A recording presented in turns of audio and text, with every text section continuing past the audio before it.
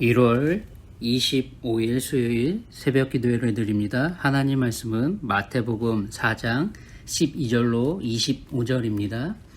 예수께서 요한이 잡혔음을 들으시고 갈릴리로 물러가셨다가 나사렛을 떠나 스불론과 납달리 지경 해변에 있는 가버나움에 가서 사시니 이는 선지자 이사야를 통하여 하신 말씀을 이루려 하심이라.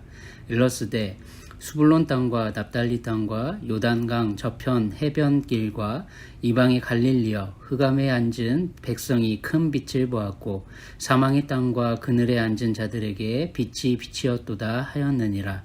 이때부터 예수께서 비로소 전파하여 이르시되 회개하라 천국이 가까이 왔느니라 하시더라. 갈릴리 해변에 다니시다가 두 형제 곧 베드로라 하는 시몬과 그의 형제 안드레가 바다에 금을 던지는 것을 보시니 그들은 어부라. 말씀하시되 나를 따라오나 내가 너희를 사람을 낚는 어부가 되게 하리라 하시니 그들이 곧 그물을 버려두고 예수를 따르니라. 거기서 더 가시다가 다른 두 형제 곧 세베대의 아들 야고보와 그의 형제 요한이 그의 아버지 세베대와 함께 배에서 금을 깁는 것을 보시고 부르시니 그들이 곧 배와 아버지를 버려두고 예수를 따르니라. 예수께서 온 갈릴리에 두루 다니사 그들의 회당에서 가르치시며 천국 복음을 전파하시며 백성 중에 모든 병과 모든 약한 것을 고치시니 그의 소문이 온 수리아에 퍼진지라. 사람들이 모든 앓는 자 곧 각종 병에 걸려서 고통당하는 자, 귀신 들린 자, 간질하는 자, 중풍병자들을 데리어 오니 그들을 고치시더라. 갈릴리와 데가볼리와 예루살렘과 유다와 요단강 건너편에서 수많은 무리가 따르니라. 아멘. 오늘 말씀은 우리 예수님이 요한이 잡혔음을 들으시고 갈릴리로 물러가셨다라고 말하고 있습니다. 물러가셨다는 이 말은 종종 위험에 직면했을 때의 두려움을 의미합니다.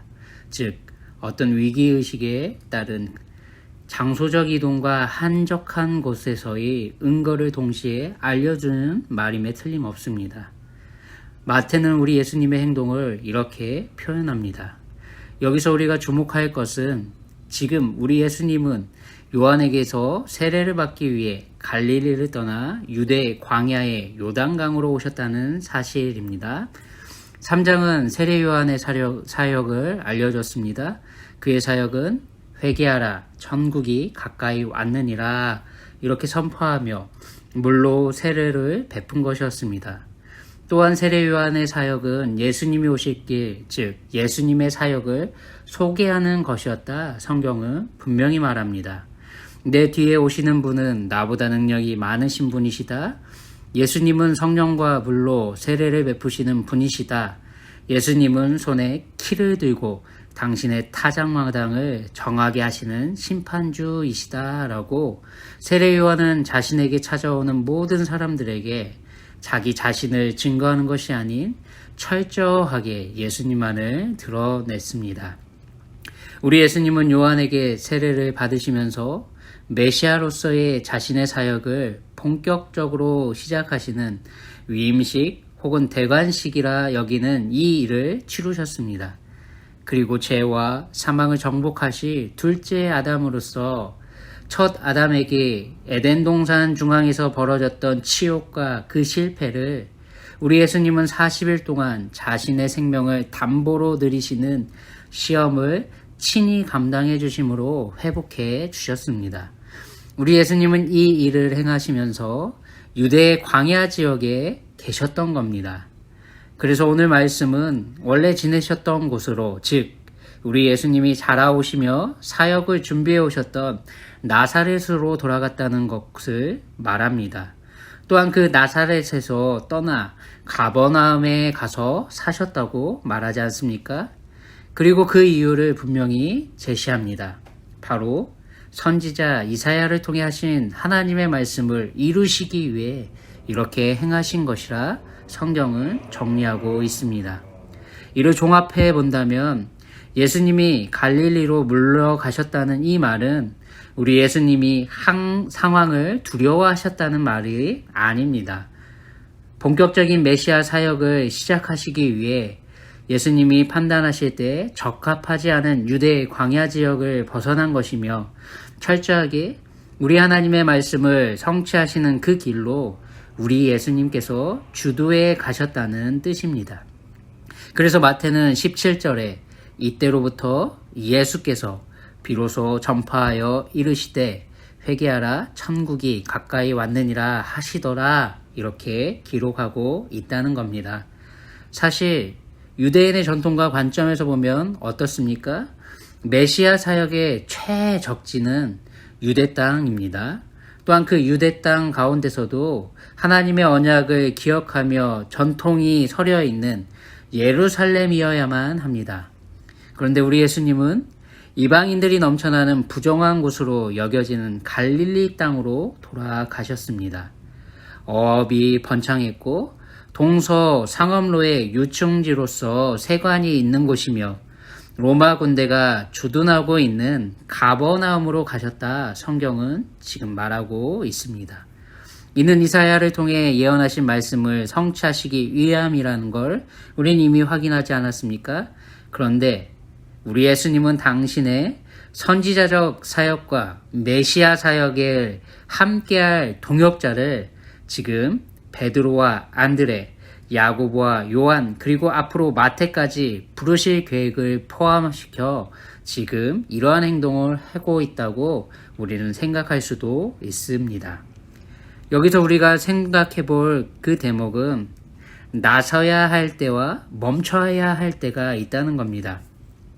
회개하라 천국이 가까이 왔느니라 이렇게 선포하시고 세례를 주며 승승장구하던 세례 요한은 헤롯에게 잡혀 이후 죽임을 당하며 생을 마감하게 됩니다.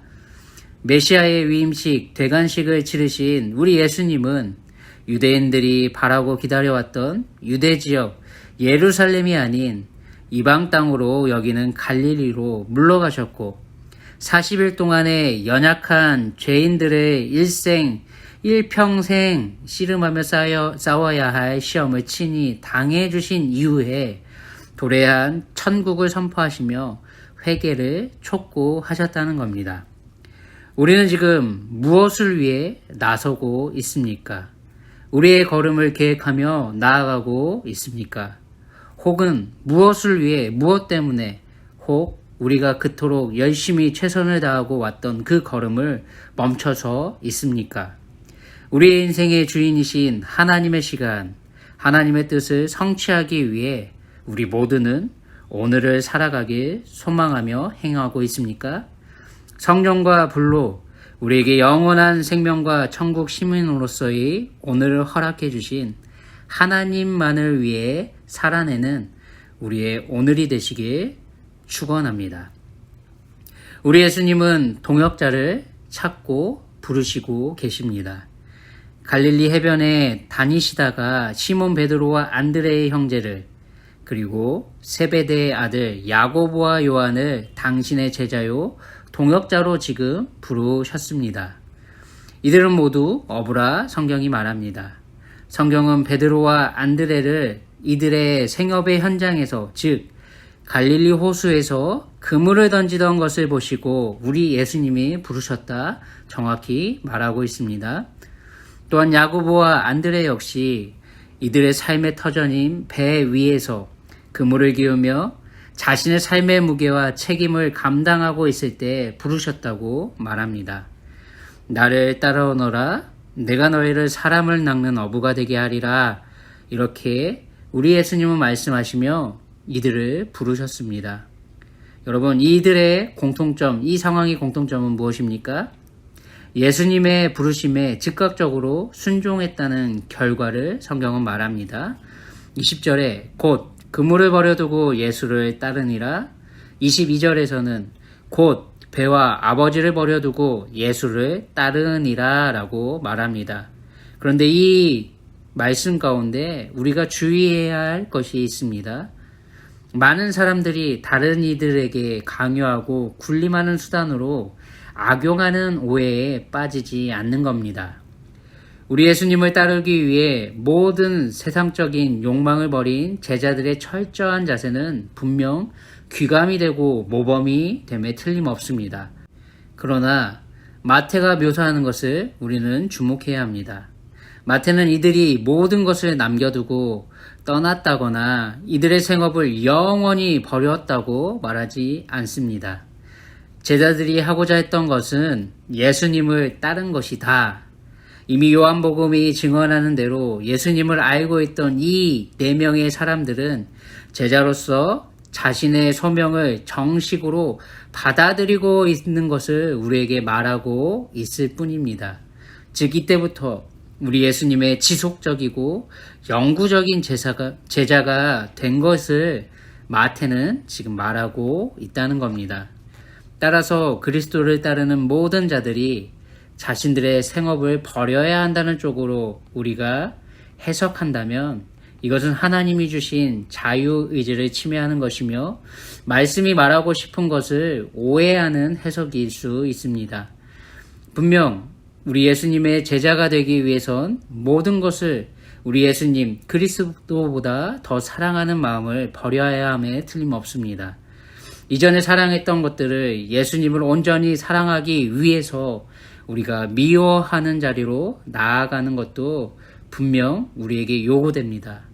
마땅히 하나님 나라와 의를 구하는 자기 헌신적인 삶으로 우리의 삶에 많은 열매들이 풍성해지는 삶을 살아내야 하는 것으로 우리는 이 말씀을 이해하길 원합니다. 우리 각자에게 주신 삶의 영역과 책임져야 할 그 부분들에 우리는 최선을 다하며 감당해야만 합니다. 예수님을 위하는 삶보다 앞장서 세우지 않는 우선순위를 바로 세우는 것이 우리에게 대단히 중요합니다. 또한 예수님을 따른다는 핑계로 자신의 역할과 책임을 회피하는 자리로 우리가 떨어지고 뒷걸음치지 않는 것도 대단히 중요합니다. 이를 위해 우리 예수님이 행하신 구원의 사역에 오늘 본문이 증언하는 이것을 우리는 꼭 잊지 않기를 소원합니다. 예수님은 자신을 찾아오는 사람들을 맞아주시었고 품어주셨습니다. 그리고 이들의 실질적인 필요를 채워주시며 섬겨주셨다는 겁니다. 천국 복음을 전파하시고 가르치셨지만 이것만을 하신 것이 아니라 우리 예수님은 그들이 갖고 있는 삶의 필요, 모든 병과 모든 약한 것을 고쳐주시며 천국 복음을 전하셨고 이들을 가르치셨다는 사실입니다. 이것이 우리 예수님의 사역입니다. 비록 수많은 무리가 예수님을 따르는 가시적인 결과물은 나왔지만 분명 복음서의 증언을 따라간다면 이들 가운데 언제든 우리 예수님을 이용해 먹으려는 자신의 계획이 이루어졌을 때 언제든 떠나갈 이들도 있었음에도 불구하고 우리 예수님은 그런 것에 아랑곳하지 않으시고 찾아온 무리들의 이들의 필요를 채워주시고 고쳐주셨다는 사실입니다. 바라옵기는 오늘 하루도 우리 예수님을 더욱 사랑하시는 자리에 머무시길 소원합니다. 하지만 우리에게 맡겨준 하나님이 부여해 주신 삶의 자리와 책임도 잘 감당하시는 하루 되시길 소원합니다. 하나님 나라와 복음을 위해 더욱더 앞장서시는 귀한 축복이 함께 하시길 예수님의 이름으로 축원합니다. 제가 기도합니다. 하나님 아버지, 오늘도 말씀해 주셨음에 감사드립니다. 하나님의 때 말씀대로 우리 삶에도 풍성이 결실이 맺혀지는 오늘을 더해 주시고 허락해 주신 줄 믿습니다. 예수님을 따르는 사람들처럼 그들의 필요만을 위해 예수님을 따라가는 것이 아니라 우리에게 주신 영원한 천국과 하나님의 생명을 기쁨으로 여기며 하나님 나라와 의를 위해 우리도 오늘 하루 살아가게 하여 주시옵소서. 어느 때든지 무엇이든지 하나님이 원하시는 뜻을 발견한다면 우리도 즉각적으로 최선을 다해 섬기고 따르는 자리로 나아가게 인도하여 주시옵소서. 존귀하신 예수님의 이름으로 감사함으로 기도드립니다. 아멘. 오늘 하루도 평안하시기 바랍니다.